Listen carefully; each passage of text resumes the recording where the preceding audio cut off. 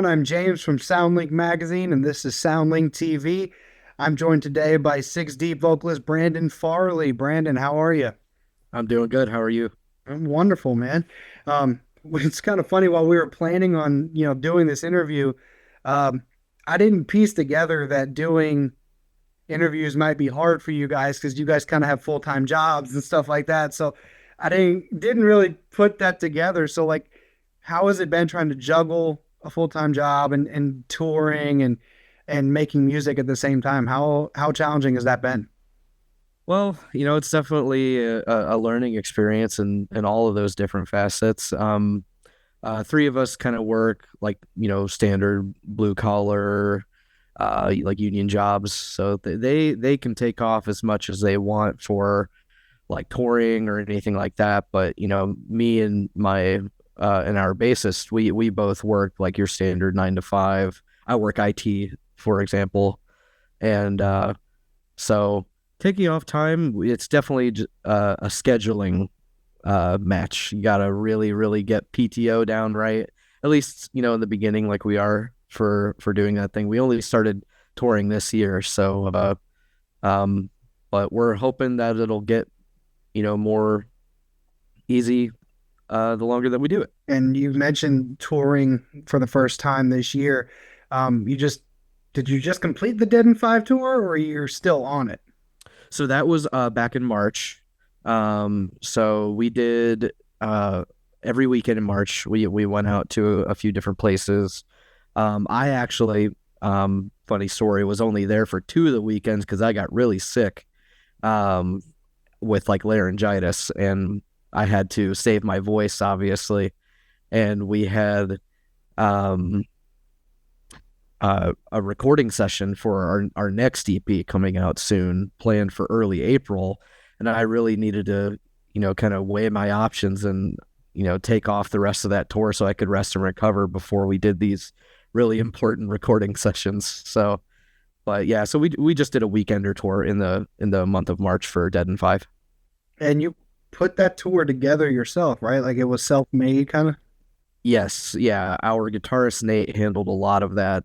He reached out to bands in all the areas where we went to the venues. Some of them were DIY places, like we played in the basement one day. We played in a, like a kind of like a costume hall kind of place, but we set up a stage in there and stuff too. So it was all very DIY, but it was really cool, really good learning experience. So first of all, I love the Dead and Five album. It's a really good album.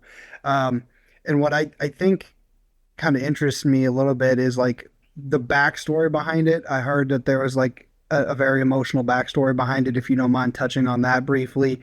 But I'm also curious, what was the reception kind of like between Dead and Five versus Seven Deadly, to kind of compare the two? Have you seen kind of a progression from those two to now, or what was that reception like as well? Yeah, so going on the backstory, that was a really rough time for me mentally when I was writing the lyrics for that album. I felt very stuck in life and very kind of just, that SpongeBob scene where the guy in the office is just always sitting in the same spot, and it changes to the car, to his room. That was me, for a little bit of time. That was really, I just felt very dead, if that makes sense. And one of the songs specifically had a different meaning, but still, very like dealing with trauma. I had my childhood best friend passed away due to some health complications. That song, All But Blood, is about him. And so, yeah, it's a very dark EP. It really shows a glimpse into my mental state at the time when, all of that was being released. But as for the reception from Seven Deadly to Dead and Five, yeah, there's a very, very stark difference. Seven Deadly we worked on that EP for 4 years, because technically Six Deep has been a band since 2019. So obviously COVID threw a wrench in that and everything else. But yeah, so Seven Deadly was kind of like, our first go. Let's see what Six Deep might sound like as a bass. And then Dead and Five was definitely our kind of next evolution, and it seems to be going real well. A lot of people like Dead and Five, and a lot of people like the new stuff that we're doing after Dead and Five too. You know, it's funny you mentioned SpongeBob because I was scrolling your Instagram to try and get some pieces together for this, Mhm. and I saw your caption on Instagram was the Oh, Patrick Star quote. And I personally love Patrick. I do a killer impression of Patrick, so I was laughing at that. hell yeah. Yeah. I'm go ahead. Yes, SpongeBob is like I quote it every day. I grew up on that show, so definitely something I pull from. Is mayonnaise an instrument? Like all I say that randomly, and you'll hear me doing like a leadle all the time in the middle of nowhere. My wife looks at me like I'm crazy. You mentioned being a band since like 2019. How did you kind of meet the guys, and how did Six Deep form? Okay, there's a lot of facets to this. I'll try and keep it short. So, um, myself and Nate, our one guitarist, he's a guitarist with long hair that you'll see in all of our pictures and videos. We were in our first band together from like 2014 to 2016. So I've known that guy for a really long time, and we hadn't worked together in a band since that first band fell apart. So eventually he joined the group, but the bulk of it came from the band in between my first band and Six Deep. Um, Devin, our other guitarist, he's taller, and then Joel, our drummer, we all met in a band called Van Evra from the local scene. It didn't, really escape the local scene, but we had good traction around here. As a little different sound, way more like technical metalcore kind of sound versus the kind of slammy beat down deathcore stuff that we do now. And I was also the guitarist in that band, so I was not the vocalist in that band.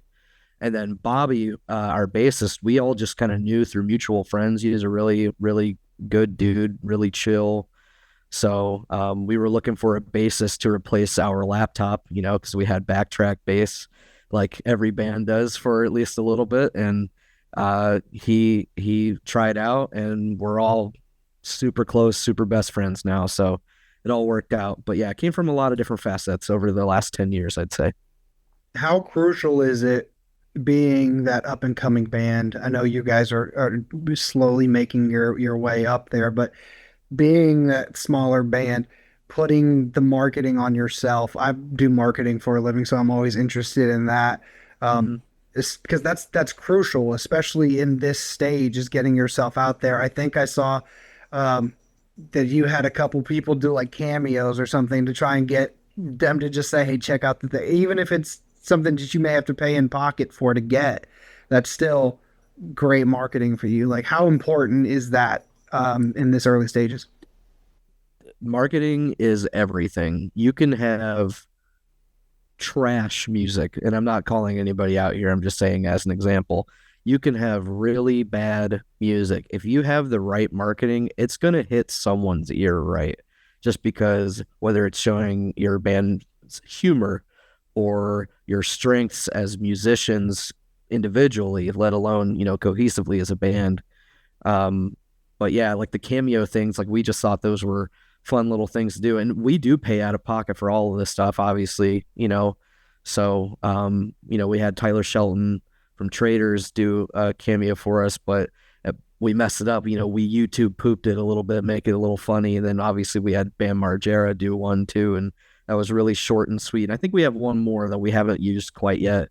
But yeah, all that stuff, it goes really well. You just need to figure out your audience and play into those strengths. And it's clearly working um, because your music is killer. Scum of the Earth is one of the best deathcore songs that I've heard this year so far. It's insane.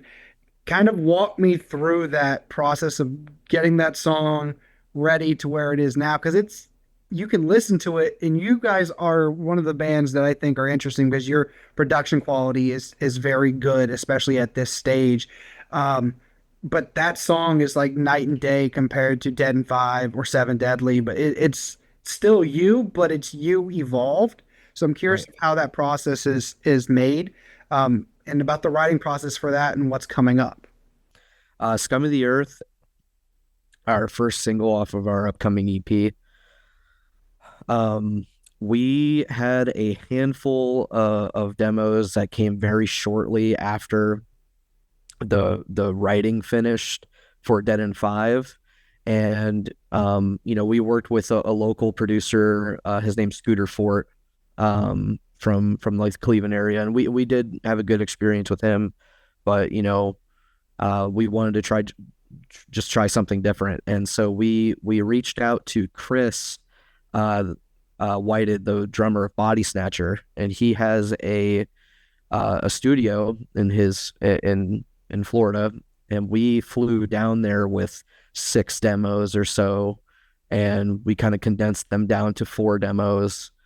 And he really didn't touch them all that much. Like the version of Scum of the Earth that you hear now is 90% what it was when we brought it down there. So that was really cool that Chris really dug it. And yeah, Chris absolutely killed the mix on it. Seven Deadly was produced all fully in-house, by the way. So we went in-house, then we went to, editing but still self-produced on Dead and Five. And then we did, kind of a full producing suite for Scum of the Earth, the other single that we're going to be putting out, and then the EP. So it was a really cool experience working with Chris, and we definitely plan on doing it again for the foreseeable future. Yeah, I saw that you guys worked with him, and I was curious about that because you guys are in Ohio, right?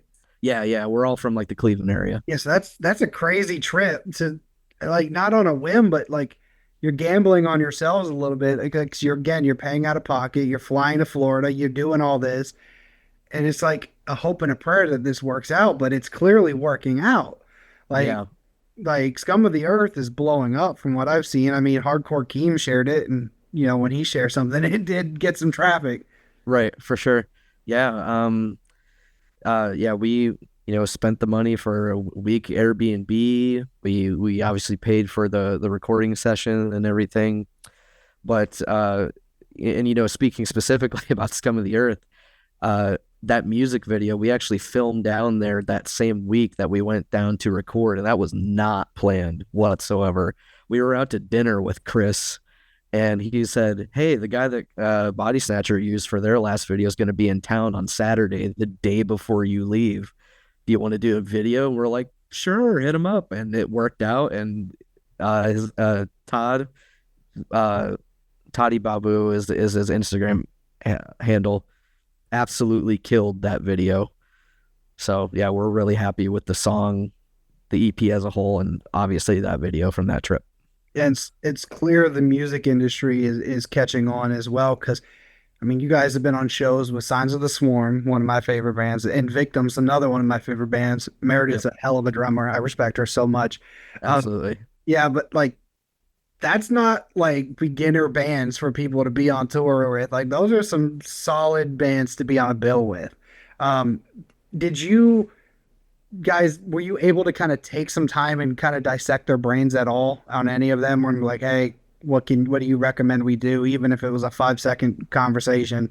Were you able to take anything away from those shows, even if it wasn't necessarily from them? Honestly, we didn't really lean into that too much, just because the first time we played with Victims was 2 years ago now, in March, and they were sick. Obviously, it was with Left to Suffer and Victims. They were doing like an off day on whatever tour they were on, I think. But we didn't really talk to them. We just kind of kept to ourselves. And but when we played with Victims recently, like a couple weeks ago, we did talk to the one guitarist because, again, fun fact about when we were in Florida, when we went to go record that music video, we ran into the guitarist of Victims working on something in the other warehouse next to where we filmed Scum of the Earth.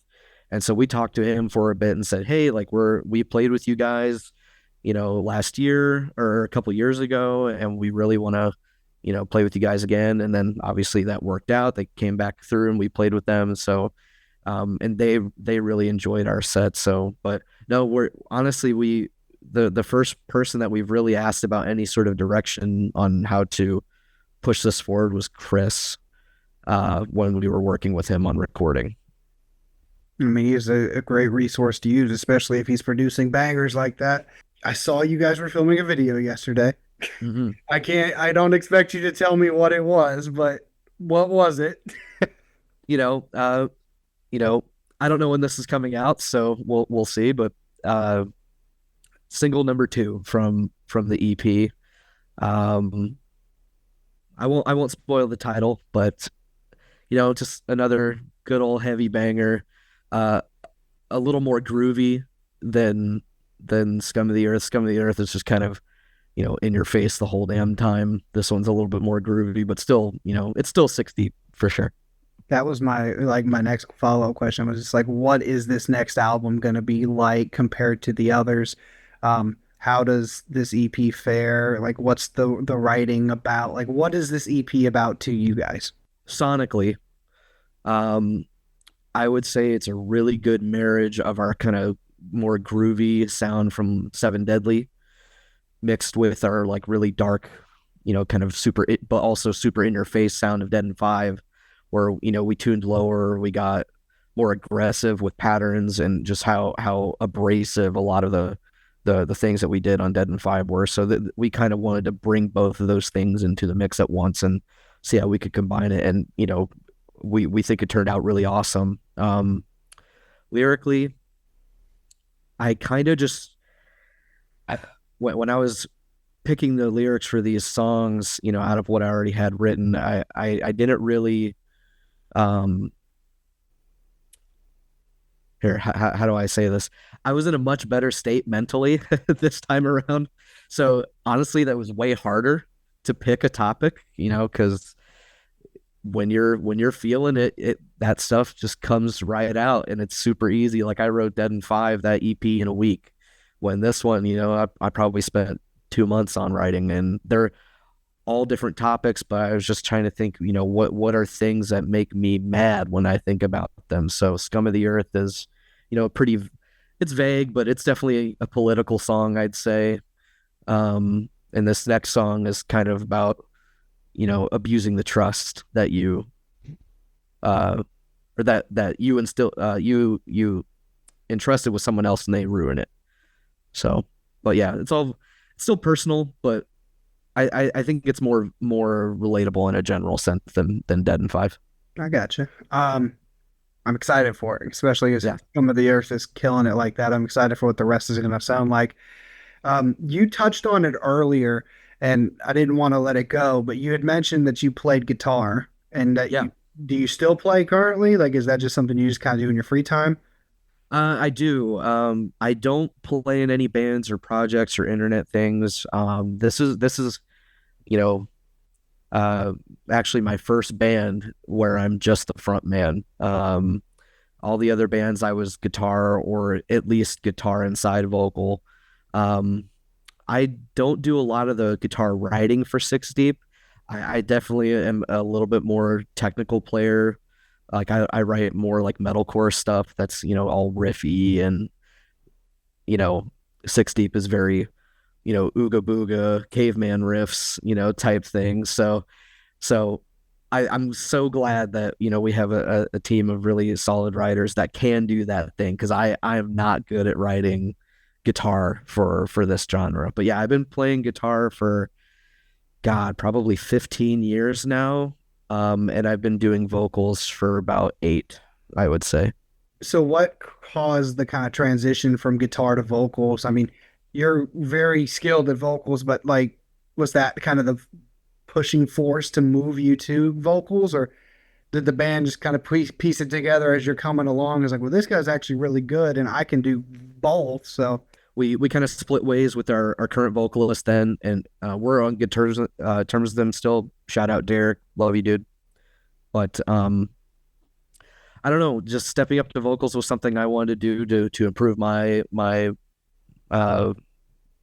catalog of skills, I guess. And if you go back and listen to Seven Deadly, I sounded a lot different. I used a very a more mixed vocal style versus what I do now. And through all three EPs, I'd say there's kind of a distinct difference in where I'm at sonically with my vocals. I'm always learning, always trying new things. So, but yeah, so that was just something I wanted to kind of get rounded out because I was already, decent at guitar, so I just wanted to figure out vocals. And you mentioned that your guitar style is kind of more metalcore Yeah. esque. You're you can really do some insane cleans as well. Like your cleans are good, but your growls are really good as well.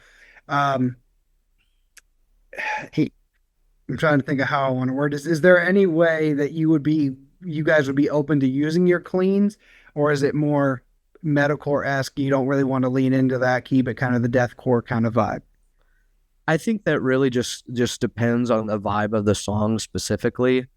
Um, Currently, with what we're doing now and what we'll be doing in the foreseeable future, at least, or immediate future, is we're kind of just leaning super hard into that heavy stuff. But for example, that song I mentioned earlier, "All But Blood" on Dead and Five, I had kind of like these architect style pitch screams at the end of that song, which that was something new that we hadn't done. And I'm always working on my singing too. At the same time, I'm open to doing it, but I really wouldn't want to force it on a song that it won't fit the vibe for. So maybe that's my answer. Maybe. Where did you kind of learn to perfect those screams? I know they're still learning. You're always going to be learning, but where did you kind of learn to hone in on those? Because your screams are really unreal. So I'm just Thank kind you. of curious when you learn to kind of master that and lean into that a little bit. Yeah. So um, kind of in between the Seven Deadly and Dead and Five, that's kind of when I had my big vocal technique slash sound change. Um, I honestly, really, I was attempting to practice live with the band for the first time uh, with my old vocal technique, and I was getting stupid burnt out really fast, like two songs in, and I'm like, I can't do the rest of this half-hour long set. So I was like, okay, I got to figure out something else. So I did a lot of like yells back then, but I since then I've switched to fully false chord style vocals. But I'd say my biggest inspirations for who I went after to kind of try and emulate when I was really figuring it out was probably Adrian from Northlane, the old vocalist of Northlane. He was a big false chord vocalist for me. Uh, Thy Art's original vocalist CJ was a big inspiration too, and probably the guy. Oh gosh, yeah, Sean from Make Them Suffer. Sean from Make Them Suffer is probably my favorite vocalist in the genre, just technique wise at least. So that was who I kind of based it all around. Those three people kind of shaped what I wanted to sound like when I was figuring it out. It's so tough to do screams like that too, because you like you said, it tears up your throat. And like there's a lot of guys now that are doing vocal coaches and stuff like that. I can only imagine how tough that is on you guys. Um, I have two questions left. Uh, Yeah, who is Brandon outside of music? Like yeah. the music away, who is Brandon Farley? Well, my job, I work IT. I work in a school district, so I'm like fixing Chromebooks and stuff like that. But tech is probably my biggest interest outside of music. I mean, I do your standard, smorgasbord of what does every Gen Z adjacent person do? Video games. I play Destiny or used to, given that game's not in a great state right now, but I try to read a lot. I really try when I can and put the phone or my controller down or whatever and just kind of turn my brain off and just read. Um, Other than that, yeah, I don't do a lot outside of music, but the things I do outside of music, I really try and hone in on that just so I have something other than this. It's funny you mentioned video games. I was just playing college football 2026 before we got on here. But that you mentioned you like to read, but Yeah. reading, I feel like, is a great escape, especially for somebody like you who writes your own lyrics like that. How much does that reading kind of play into, how you read? Obviously, you're learning new words or new meanings for things as you're reading, and you're kind of getting a different vision as you go. Um, I'm curious how that helps you. Yeah, so in some ways it can be a very literal help. Like I love telling stories with lyrics. There's a few songs in our catalog that are very, they seem almost chronological, you know, like I say like how old I was in a song when it happened, or how long the span of time certain events went through. But and fun fact, one of the demos that we did that did not get on this current EP is it's about Harlan Ellison's "I Have No Mouth and I Must Scream," and it's a whole, it's kind of a dialogue on how AI is vastly sweeping the entire world, and that's the kind of inspiration I get from that. But otherwise, I don't really lean too much into it because I really like fantasy books, and frankly, I can, it's a little cringe if I were to really lean into that. So, but it definitely helps with keeping my vocabulary wide, but it's still focused enough to be relatable, I would say. I mean, I could easily see being that the storytelling aspect of it is something you really like. Um, Not necessarily something as like fantasy and wild as like Avenged Sevenfold's The Stage, but a concept Right. album similar. Yeah. I could definitely see with y'all style, just a concept album, crazy storytelling. Would that be something you guys would be open to doing? Yeah. I don't think we're gonna do it in the immediate future, but I definitely, some of my favorite albums of all times are concept albums, and I kind of want to add to that pile. I really love concept albums a lot. If they're done well, that's like, it scratches that lyrical itch for me. Never Bloom by Make Them Suffer is my second favorite album of all time. That's a concept album. I'd say that's tied with their second album, Old Souls, which is also a concept album. Peripheries, Alpha and Omega as a whole is a huge concept album. There's a lot. So, uh, I if the topic that feels right for a six deep concept album comes to me in a way that's strong enough, then you know what? Yeah, we'll do a concept album for sure. There's like a unique challenge for a concept album too, because it's like keeping the listener's attention throughout, because you're telling the story, but you got to be able to keep their attention throughout too, and that's a big challenge that I think some people face. And Absolutely. you said you like fantasy novels, and who cares? Write some fantasy shit, have fun with it. You never know. Right. My last question. I know I said two questions about two questions ago. All good. Last question is, where do you see this next direction of the band going? Obviously, you guys are starting to kind of blow up, kind of making this name slowly, but you're still making the name. Um, where do you see the band kind of going and happening next with the band? So our next big deal is we're going to do kind of what we did for Dead and Five. We'll do another weekender tour sometime in the late months of this year. And then we're going to go back and work with Chris, probably for our first full length. It's about time at that time, we would have had 3 EPs released as a band. And I think we've kind of settled into what we know we want out of the music that we write. So I think it's time for, a longer album to come about. But we have one more single coming out soon. I don't know a date yet, but that's, that music video that you saw that we were filming. And then we'll drop the whole EP very soon after that. So yeah, keep your eyes out for the next 3 to 4 months, and from there we'll just go from there. All right, brother. I really appreciate you taking the time. Yeah, of course.